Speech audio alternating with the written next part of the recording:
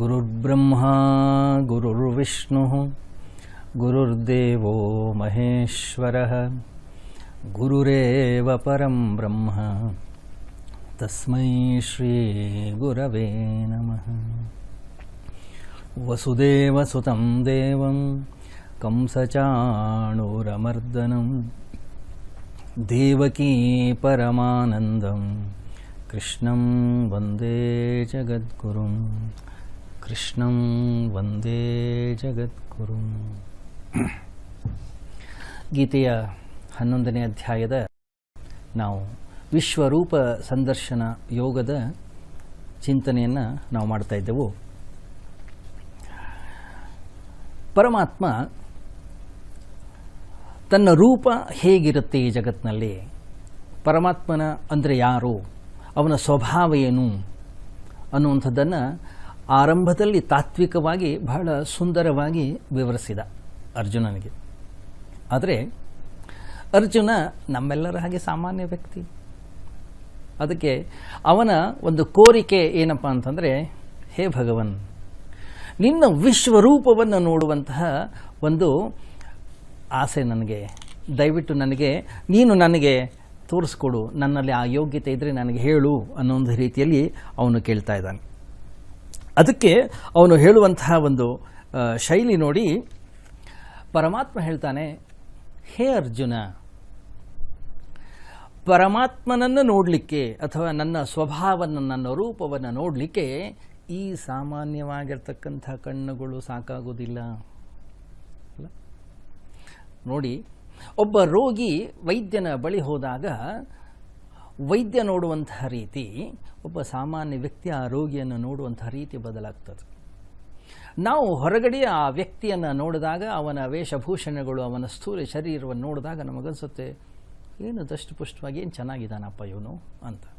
ಆದರೆ ಒಬ್ಬ ವೈದ್ಯ ಯಾವಾಗ ಆ ರೋಗಿಯನ್ನು ನೋಡ್ತಾನೆ, ಅವನಿಗೆ ಗೊತ್ತಾಗುತ್ತೆ ಏನು ರೋಗ ಇದೆ.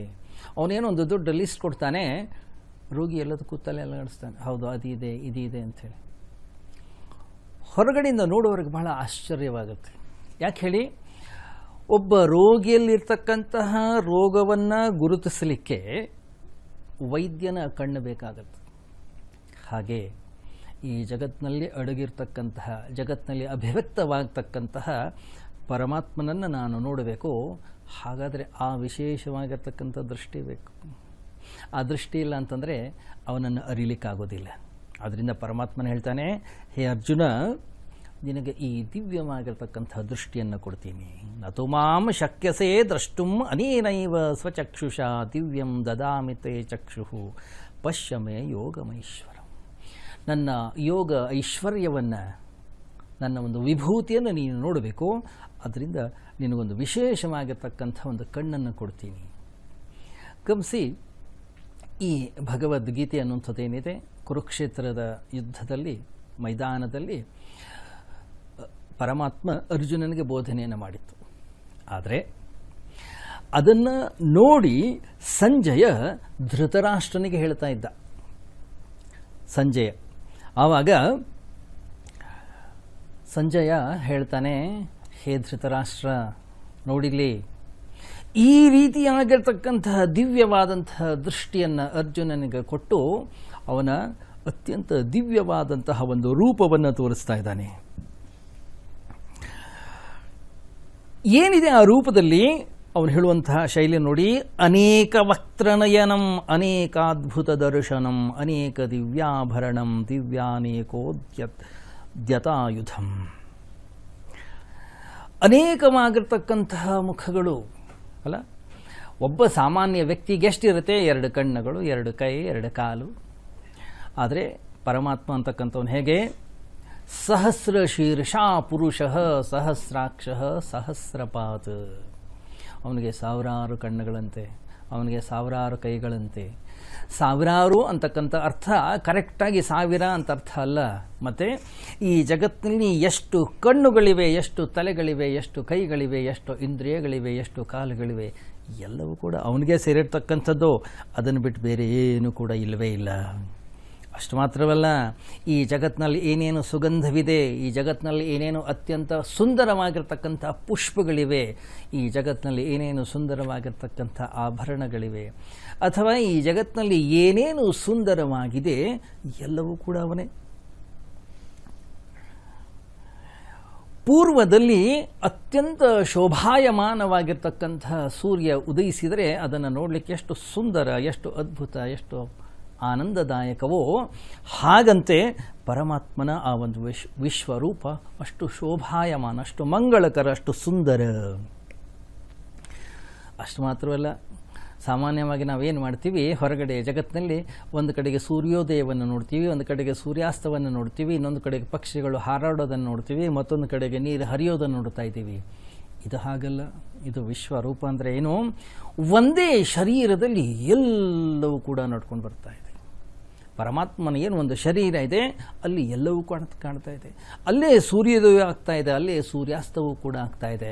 ಅಲ್ಲೇ ಜನ ಹುಟ್ಟುತ್ತಾನೂ ಇದ್ದಾರೆ, ಅಲ್ಲೇ ಜನ ಸಾಯ್ತಾನೂ ಇದ್ದಾರೆ. ಗಮನಿಸಿ, ಎಲ್ಲವನ್ನೂ ಒಂದರಲ್ಲಿ ಯಾವಾಗ ವ್ಯಕ್ತಿ ನೋಡ್ತಾನೋ ಅದೊಂದು ಆಶ್ಚರ್ಯ, ಅದೊಂದು ಅದ್ಭುತ. ಅರ್ಜುನ ಅದನ್ನು ನೋಡಿ ಸ್ತಬ್ಧನಾಗಿ ಬಿಟ್ಟ, ಗಾಬರಿಯಾದವನು, ಆಶ್ಚರ್ಯವಾಗೋಯ್ತು ಅವನಿಗೆ.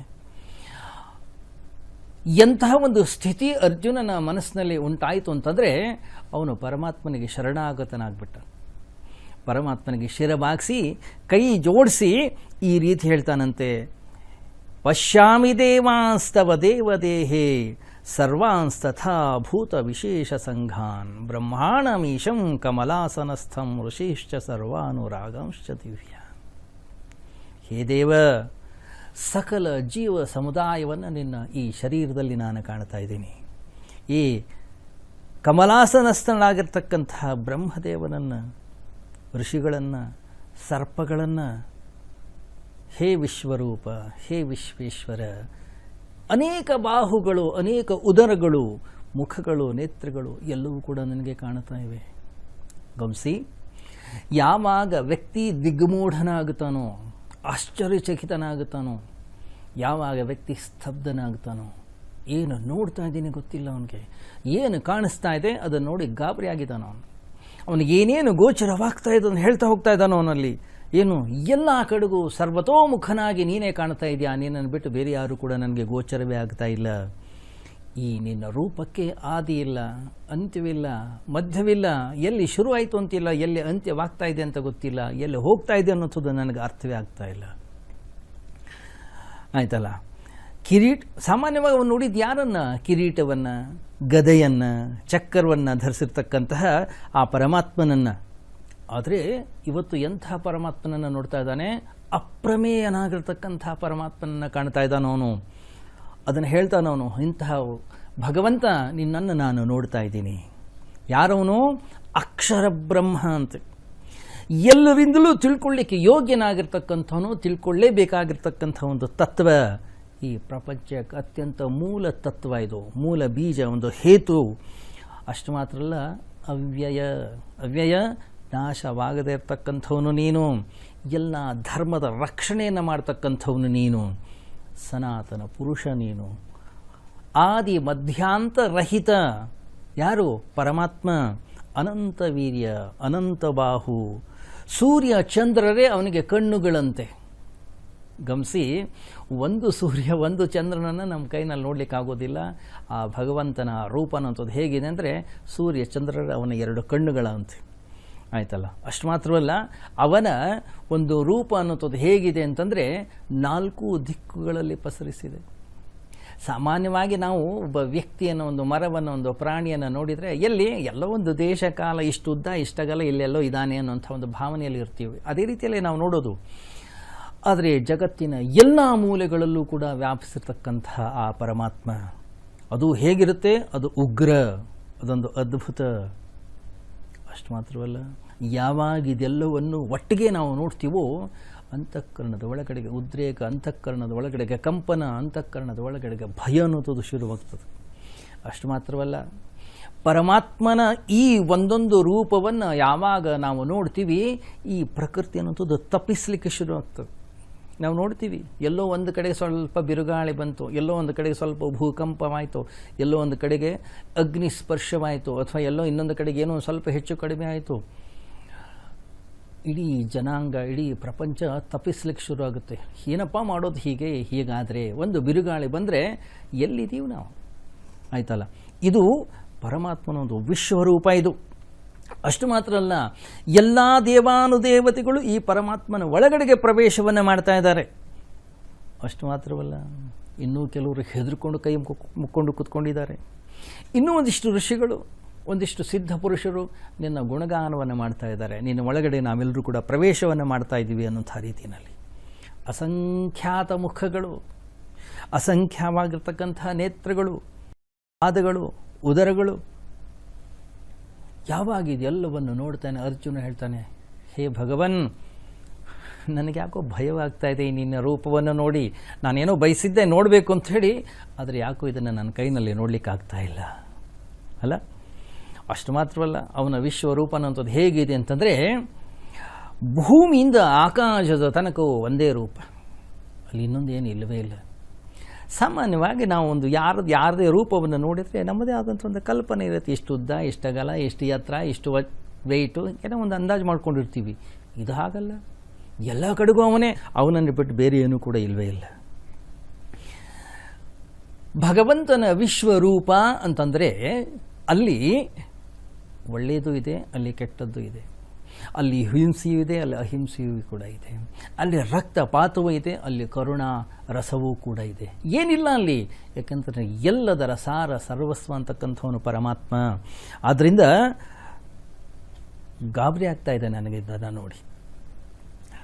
ಅಷ್ಟು ಮಾತ್ರವಲ್ಲ, ಭೀಷ್ಮ, ದ್ರೋಣ, ಕರ್ಣ, ದುರ್ಯೋಧನ, ಕೌರವ, ಅನೇಕ ರಾಜರುಗಳು ಎಲ್ಲರೂ ಕೂಡ ನಿನ್ನ ಜೊತೆಗಿದ್ದಾರೆ.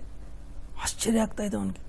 ಅಷ್ಟು ಮಾತ್ರವಲ್ಲ, ಕೋರೆ ಹಲ್ಲುಗಳಿಂದ ಕೂಡಿರ್ತಕ್ಕಂಥ ನಿನ್ನ ಭಯಾನಕ ಇದರ ಒಳಗಡೆ ಎಲ್ಲರೂ ಕೂಡ ಪ್ರವೇಶವನ್ನು ಮಾಡ್ತಾ ಇದ್ದಾರೆ. ಇದನ್ನು ನೋಡಿದರೆ ಗಾಬರಿ ಆಗ್ತಾ ಇದೆ ನನಗೆ. ಯಾಕೆ ಹೇಳಿ? ಇದು ಪರಮಾತ್ಮನ ವಿಶ್ವರೂಪ. ಪರಮಾತ್ಮನ ರೂಪ ಅಥವಾ ಪರಮಾತ್ಮನ ವಿಶ್ವರೂಪ ಅಂದರೆ ಮಂದಿರದ ಒಳಗಡೆಗೆ ಏನೋ ಒಂದು ಸುಂದರವಾದ ವಿಗ್ರಹ ಮಾಡಿದ್ದೀವಿ, ಅಷ್ಟು ಮಾತ್ರ ಅಲ್ಲ. ಆಯ್ತಲ್ಲ. ಆದ್ದರಿಂದ ಪರಮಾತ್ಮನ ವಿಶ್ವರೂಪ ಅಂತಂದರೆ ಇಡೀ ಜಗತ್ತೆಲ್ಲವೂ ಕೂಡ ಅವನಲ್ಲಿ ನೋಡುವಂಥದ್ದು, ಅವನಲ್ಲಿ ಕಾಣುವಂಥದ್ದು. ಹರಿ ಓಂ.